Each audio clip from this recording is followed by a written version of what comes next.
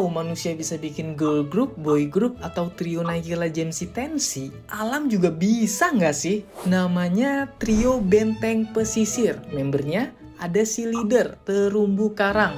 Dia hidupnya jauh dari pantai karena tugasnya untuk mecah ombak laut sebelum sampai ke darat. Terus si main vokal, Padang Lamun. Mereka tumbuh di area yang lebih tenang karena ombak udah diredam karang. Fungsinya kayak penyaring yang nangkep sedimen, jadi tempat makan ikan kecil, dan nyimpen karbon. Lanjut, si visual, mangrove. Akar mereka kayak dinding yang nahan lumpur, ombak, sampai abrasi. Tanpa mangrove, tanah dari darat dan ombak laut bakal nabrak tuh di pesisir. Trio ini kuncian banget buat jaga pesisir kita. Karena rusak satu, runtuh semua. Coba, trio yang ini kita jaga biar nggak bubar ya.